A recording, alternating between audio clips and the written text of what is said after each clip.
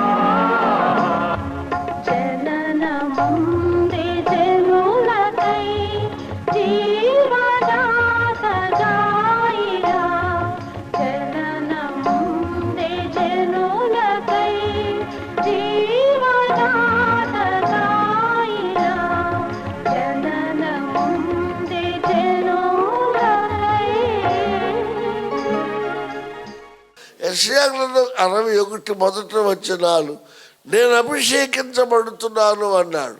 ఎవరయ్యా ఆ వ్యక్తి అంటే ప్రభువు అయినా యేసు అన్నాడు. ఆత్మ నా మీద ఉంటుంది అన్నాడు. ఎవరయ్యా అంటే ప్రభు అయినా యేసయ్య.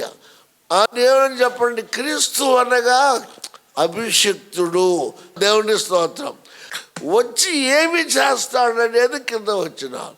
ఏమి చేస్తాడు? దేవునికి స్తోత్రం. దీనులకు సువార్తను ప్రకటిస్తాడు. చెరలో ఉన్న వారిని విడుదల చేస్తాడు. చీకట్లో ఉన్న వారికి వెలుగునిస్తాడు. కుంటి వారికి చెప్పండి కాళ్ళనిస్తాడు. గుడ్డి వారికి కళ్ళునిస్తాడు. దేవునికి స్తోత్రం. హితవత్సరమును ప్రకటిస్తాడు. మంచి సువార్తను అందిస్తాడు. అందించి ఒక జనాంగమును ఏర్పాటు చేస్తాడు. ప్రైజ్ ది లార్డ్, హల్లెలూయా. అందించి ఒక జనాంగమును ఏర్పాటు చేస్తాడు. ఇక్కడే తేడా వస్తుంది. కరుణవాడి సినిమాలో యేసు ప్రభు ఒక అద్భుతం చేస్తే 12 మంది ఇస్కరియోతు యూదా ఒకడు ఉన్నాడు కదా. యూదులంటే ఇష్టం. యూదా జనాన్ని రోమిల చేతి నుండి విడిపించాలి, హేరోదు చేతి నుండి విడిపించాలి, వారిని వారు కాపాడుకోవాలనే ఆలోచన కలిగి ఉన్నాడు. కానీ ఇస్కరియోతు యూదా వల్ల కావటం లేదు. గొప్ప వ్యక్తి వస్తాడని, ఆయన వచ్చి మిమ్మల్ని ఏలతాడు అని మీకా గ్రంథంలో చెప్పండి ఉంది, చెప్పబడింది కదా. ఈయన వాళ్ళకు చూస్తుంటే, ఈయన మాటలు చూస్తుంటే, ఈయన కార్యము చూస్తుంటే ఒక ఆ ఏలే వ్యక్తి ఈయనేనేమో, మనకు కావలసిన రాజు ఈయనేనేమో, ఈయన ద్వారా మనకి విమోచన కలుగుతుందేమో.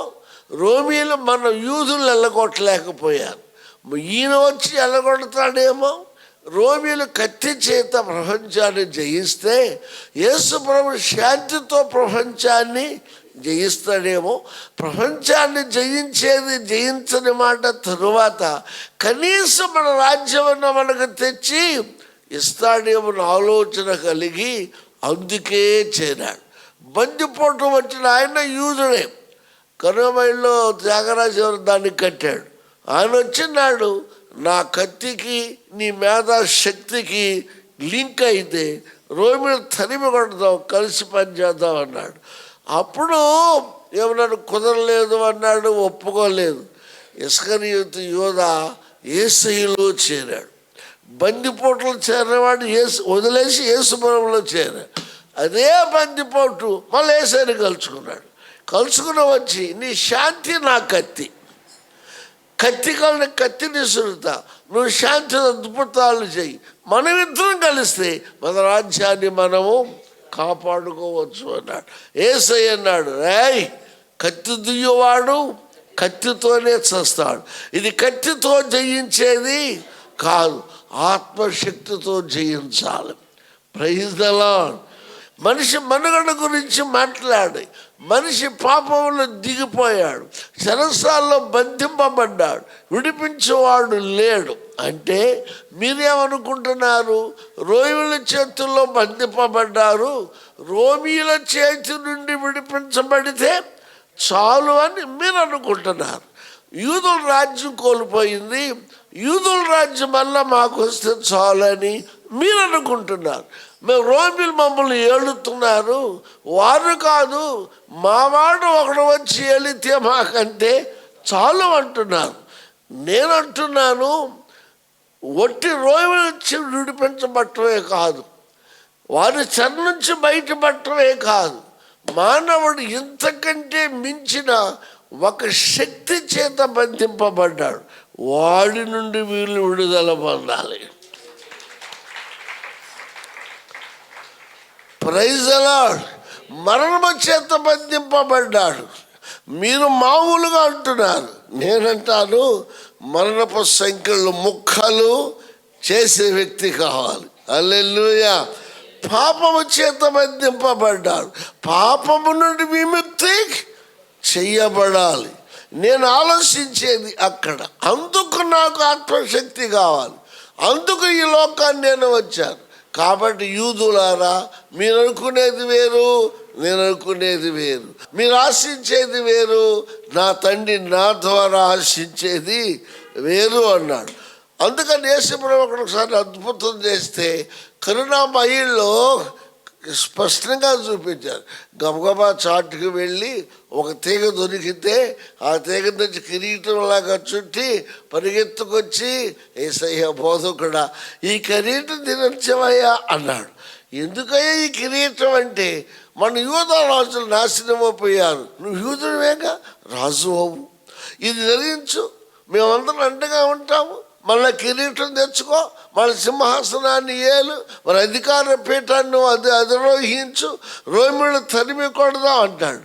యేసయ్య అన్నాడు, ముళ్ళ కిరీటముడు తప్ప మామూలు కిరీటం ధరించడానికి నేను రాలేదు అన్నాడు. నువ్వు ఆశించేది మామూలు కిరీటం, నువ్వు ఆశించేది మామూలు రాజ్యాధికారం, నువ్వు ఆశించేది తాత్కాలికమైన విడుదల, నువ్వు ఆశించేది రోమిల చేతి నుండి విడుదల. నేను ఆశించేది శిరసాల నుండి విడుదల, నేను ఆశించేది పాపము నుండి విడుదల, నేను ఆశించేది సాతాను శక్తుల నుండి విడుదల, నేను ఆశించేది శాశ్వతమైన విడుదల.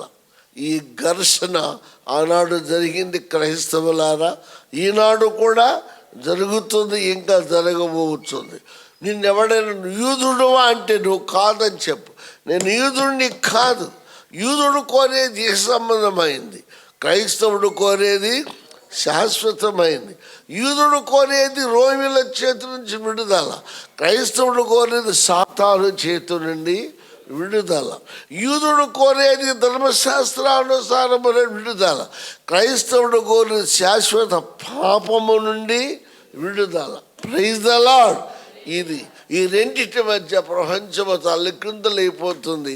మేధావులకు అర్థం కావట్లేదు, బోధకులకు అర్థం కావట్లేదు. నాకు తలనొప్పి వచ్చేస్తుంది. ఏదో ఒక కథ తీసుకుంటాడు పాత నిబంధనలో, ఆ కథను కాస్త వర్ణించేస్తాడు, బైబిల్ అయిపోద్ది. పిల్లలు లేరు అన్నారు అనుకోండి, అన్నమ్మ గారు కథ తీసుకుంటాడు, అన్న అర్జెంట్ చేసి 4 మాటలు చెబుతాడు, అయిపోద్ది. గర్భిణి వచ్చిందనుకో, అన్న నిన్నాడు అంటాడు, వచ్చేసింది, కడుపు వచ్చింది, పిల్లలు పుట్టారు అంటారు. ఈ రీతిగా అయిపోయిందన్నమాట. కథలు కావాలి మనుషులకు. పౌలు గారు అన్నాడు, కథలు పక్కన పెట్టేయి, వంశావళులు చెప్పండి పక్కన పెట్టే, ఇంకేంటి చెప్పండి, ఇంకేంటి కథలు పక్కన పెట్టి, కల్పనా కథలు పక్కన పెట్టేయి, వాస్తవాలు నువ్వు మాట్లాడు. అవసరమైతే కలుపుకో. లేఖనాల కోసం పాత నిబంధనలోకి వెళ్ళాలి, దేవుని ప్రణాళిక కోసం పాత నిబంధనలోనికి వెళ్ళాలి, క్రీస్తు ఉనికి తెలియటం కోసం పాత నిబంధనలోనికి వెళ్ళాలి. కానీ అడ్డం పెట్టి బతకటానికి కాదు. పాత నిబంధనల కథలు అడ్డం పెట్టినంత కాలము వాడు యూదా లిస్టులోనే ఉన్నాడు, కానీ క్రీస్తు ఆశించిన దాన్ని పొందటానికి వీలు లేకుండా పోతుంది. కాబట్టి క్రైస్తవుడికి ఇప్పుడు చెప్పండి, ఎవరు కావాలి? యేసు కావాలి. ఈ ఇశ్రాయేలుకి పూర్వకాలం చెంది పూర్వీకుడు అబ్రహాము కావాలి. ఈ క్రైస్తవుడికి అంతకంటే ముందు వాడు కావాలి. ఇశ్రాయేలుకి మోషే కావాలి, క్రైస్తవుడికి మోషే కంటే గొప్పవాడు కావాలి. ఇశ్రాయేలుకి దావీదు కావాలి, క్రైస్తవుడికి దావీదు కంటే గొప్పవాడు కావాలి. ఇశ్రాయేలుకి దానియేలు కావాలి, కానీ క్రైస్తవుడికి దానియేలు కంటే గొప్ప జ్ఞానం గలవాడు కావాలి. Praise the lord. ఇశ్రాయేలుకి అహరోను యాజకత్వం కావాలి, క్రైస్తవుడికి మెల్కీసెదెక్ చెప్పండి యాజకత్వము కావాలి.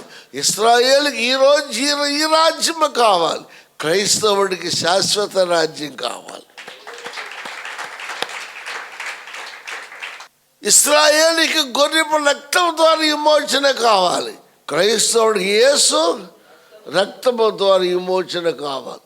నేటికి 1 కోటి మంది క్రీస్తు అనే వాళ్ళు ఎగతాళి చేస్తారు, రాళ్లతో పండురా, మేము సంపావతలు పడేసాం, నువ్వు తిరిగి లేచాడు అంటున్నావు.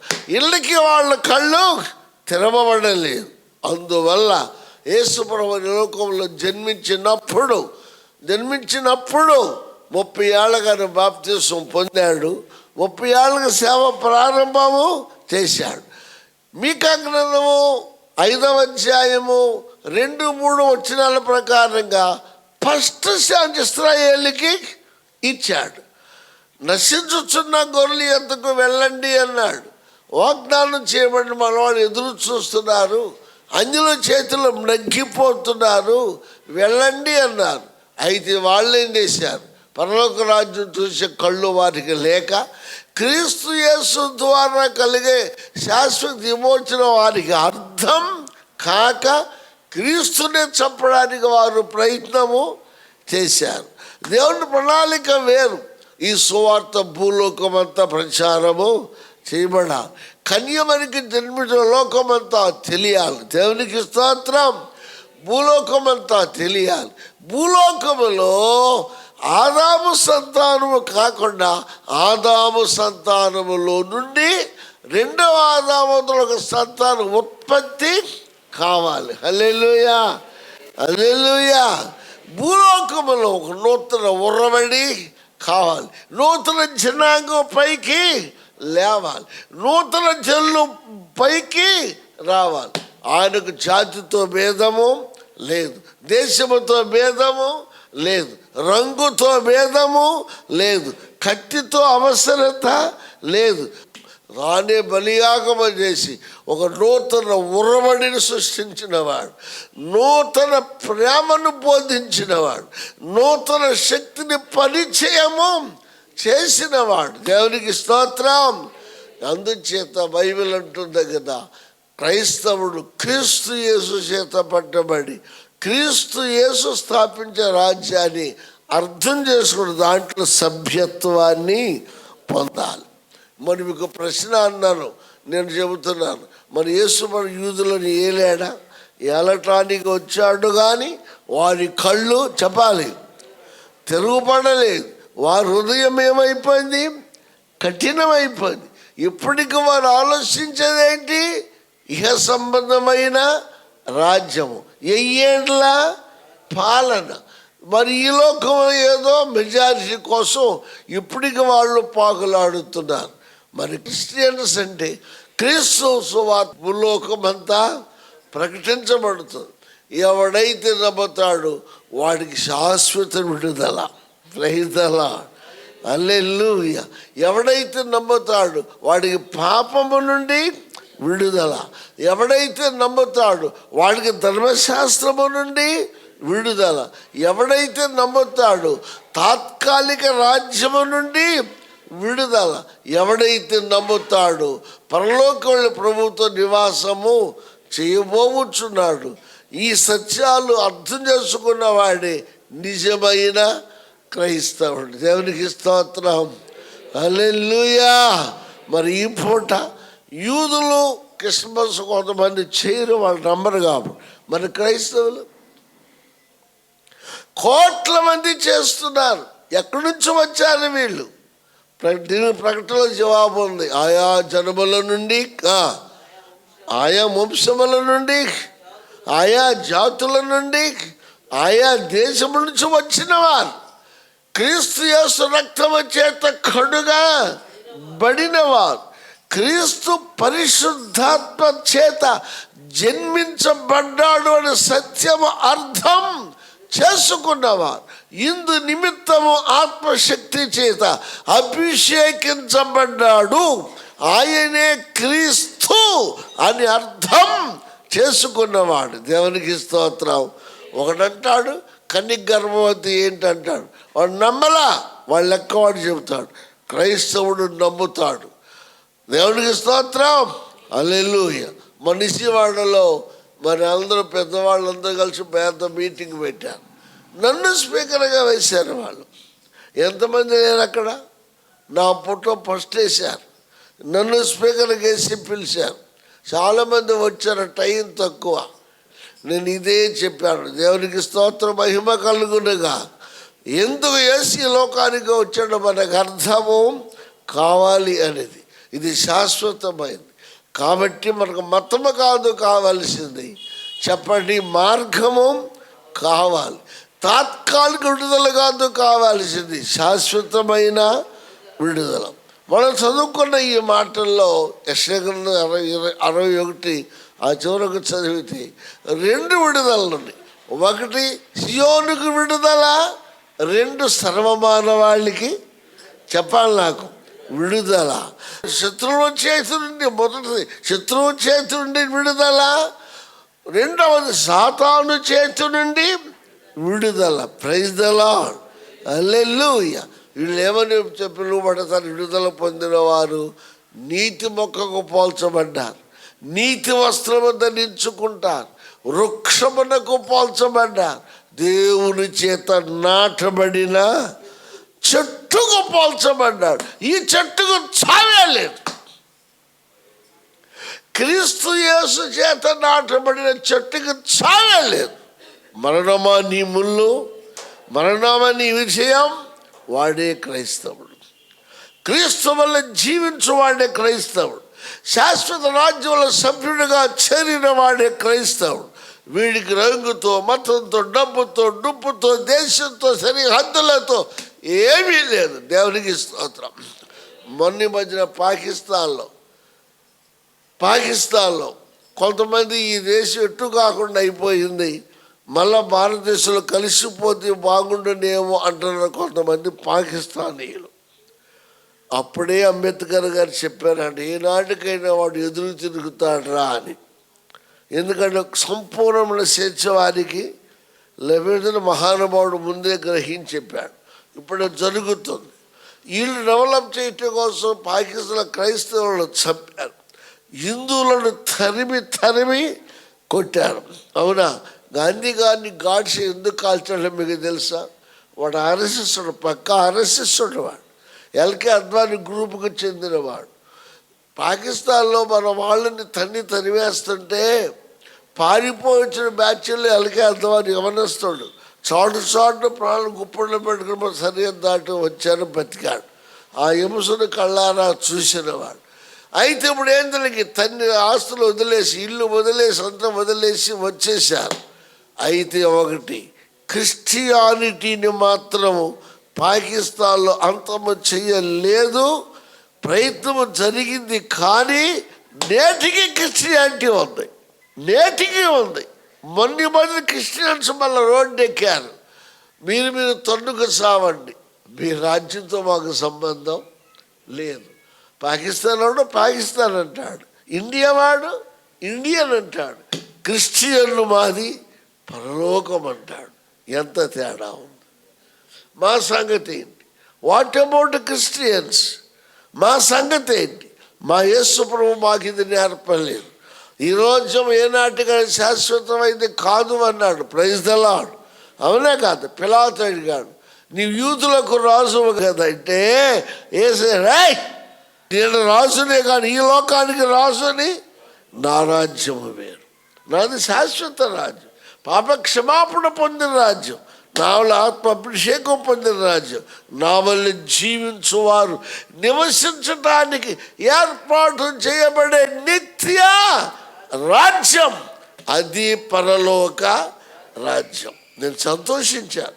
ఇప్పుడు పాకిస్తాన్లో క్రిస్టియన్స్ అనేక అడ్డం తిరుగుతున్నారు. మీరు కొట్టుకు సావండి, మమ్మల్ని వదిలేయండి, మమ్మల్ని తిరిగి జన్మించనివ్వండి, సువార్త కూటాలు పెట్టనివ్వండి, సువార్తను ప్రకటింపనివ్వండి, యేసు యొద్దకు వచ్చేవాడిని రానివ్వండి. దేవునికి స్తోత్రం. శాశ్వత రాజుకు సిద్ధపడేవాడు సిద్ధపడనీయండి. ఈ వినాదం ఇండియాలో కూడా సాగుతుంది.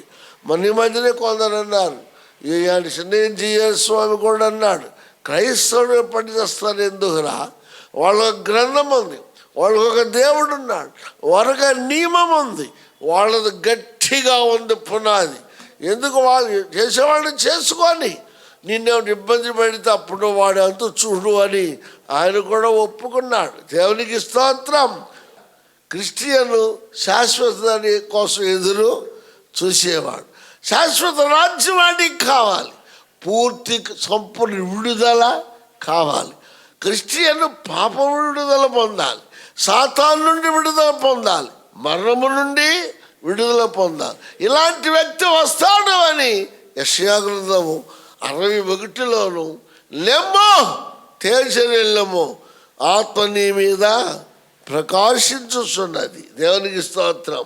మరి యూదుల వాగ్దానం నెరవేరదా? ఈ ఏళ్ల పరిపాలన కోసం ఎదురు చూస్తున్నారు వాళ్ళు. ప్రపంచం ఏకమైనా వాళ్ళు ఏకమవుతారు. రేపు మాము వారి కోసం వస్తాడు. ఒక 1000 ఏండ్ల పరిపాలన వాడిది. యూదులు 1000 ఏండ్ల మనకు సంబంధించింది కాదు. మనం పొందబోయేది శాశ్వత రాజ్యం. ముగిస్తున్నా. మీకు అర్థమైందంటే చేయొద్దండి. అర్థమైతేనే హల్లెలూయా అంటే అందరూ ఎత్తుతారు. బాగా అర్థమైపోయింది. ఏమండి ఏంటి చెప్పండి, ఇప్పుడు చెప్పండి. క్రైస్తవుడు ఎదురు చూసేది వేరు, లోకం ఎదురు చూసేది వేరు. క్రిస్టియన్లు కనిపెట్టేది వేరు దానికోసం, యూదులు కనిపెట్టేది వేరే దానికోసం. అవునా? దేవునికి స్తోత్రం. ఈ వ్యత్యాసం అర్థం చేసుకో. రోషంగా బ్రతుకు, తిరిగి జన్మించు, రక్షణ పొందు, రక్షణ పొందు, రక్షణ పొందు.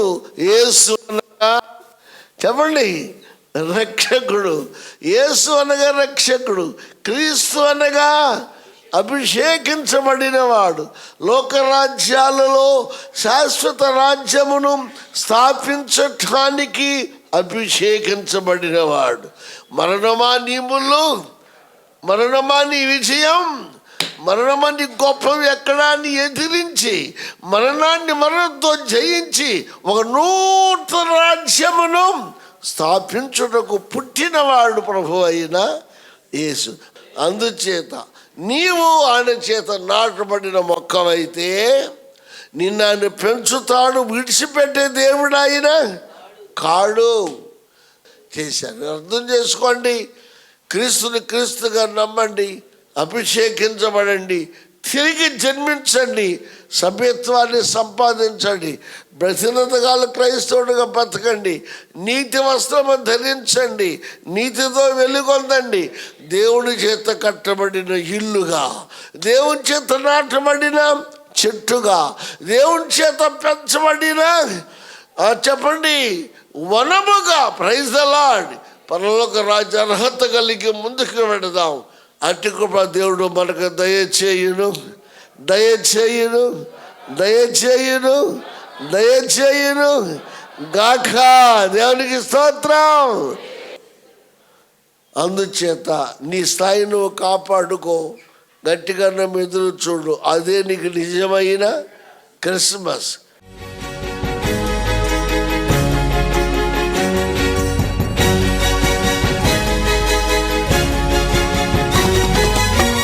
యేసుని మాటలు వినగా వినగా మనసుకు శాంతి, ఆత్మకు రక్షణ.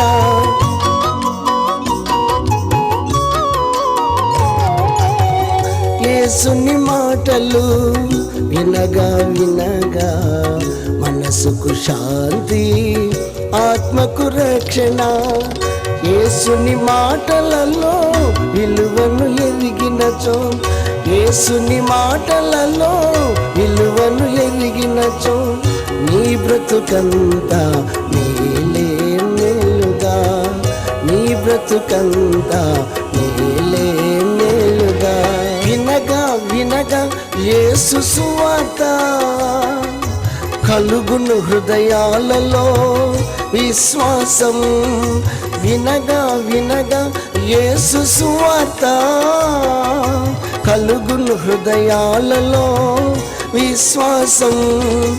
అందుకే అందరూ రండి, కూర్చోండి, వినండి.